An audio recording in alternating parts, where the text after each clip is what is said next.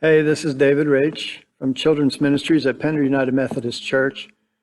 We've had to increase our programming efforts, and this is one of them. This is the third story, bringing the Easter message to you.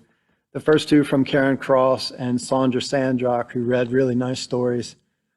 This one is from Pastor Marg, our pastor here at Pender United Methodist Church, and her story has a bit more interpretation. So when I asked her about doing this, she said, yes, meet me at the church, bring sidewalk chalk, and bring your camera.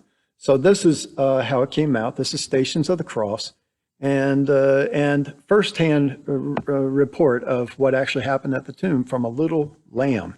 Hope you enjoy it. Share it with everybody. Talk to you later. Been out here a long time, Pastor Marg. You see, I'm doing the tomb now. Okay. Oh, yeah. And it's closed. That is. Yeah. And then, 3 days later, though, is the resurrection. So, I'm going to do the celebrate of Jesus here. Oh, wow. Hands up, right? Hands up. Celebration. He is risen. He is risen.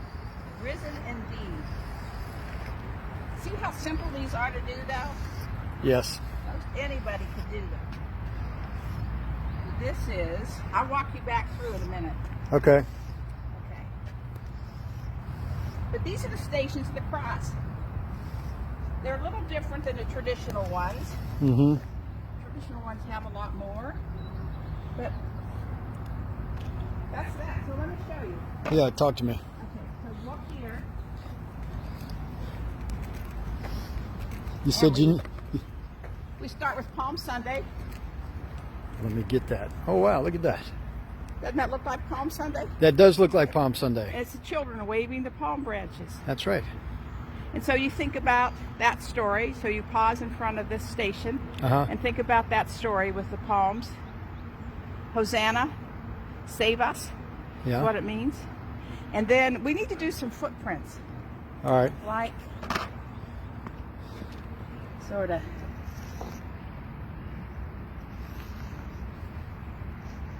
Wonderful. And then another one here, right? Yeah.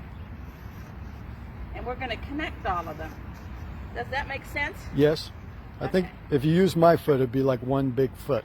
Yeah, well, mine isn't much smaller. It would be like Stations of the Cross meet Sasquatch. That's a good one. Okay, and then you walk down to this one, and this one is the Last Supper. You see the bread in one hand and the cup in the other? When I had Jesus, I tried to use purple because that's the color of royalty, and I thought that might be a good colored chalk for me. That is good. Then we'll do more footprints. Okay. Because the same night as the Last Supper, Jesus was arrested.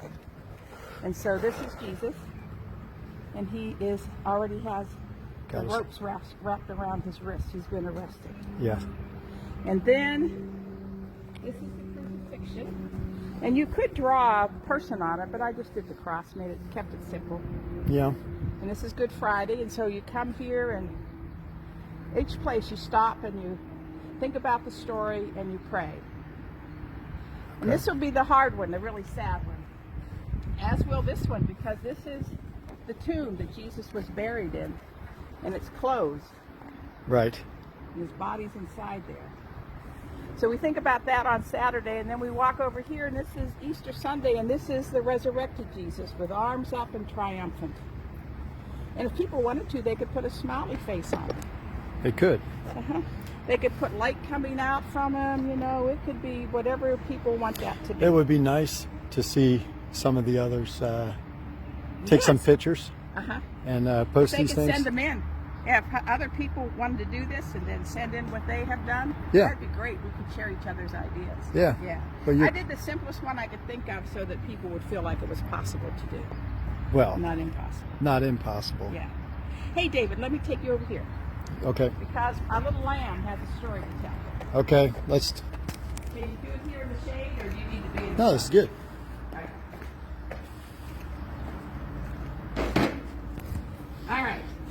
So this is the lamb that I use to tell stories to the children at the preschool. Okay. Can you wave? Okay. Hello, boys and girls, old people and young people. This little lamb happened to be at the tomb. You just saw the tomb, and this little lamb happened to be there all night long because he belonged to one of the guards. So we had to go to the tomb to stay with the guard. And he was sleeping. This is the story he told me. He was sleeping. And during the night there was an earthquake, and it woke him up. And he was really afraid. And he looked, and the guard, who was his owner, was also afraid. And then we all heard a big noise. And we looked, and the rock that was over the tomb was round, and it was rolled away, all by itself. We think maybe the earthquake did it, but we're not sure, right? We think that's really what happened. And so then we were terrified, and the guard, my owner, ran away. But I stayed. I stayed a little bit longer. You were so smart to do that. And then, not long after that, I saw some women come, and they were crying. They were very sad. And when they got to the tomb, they saw the stone was rolled away, and they were shocked. Look, the stone's been rolled away. So they ran in, and they looked inside, and the body of Jesus was gone. They didn't know where it was.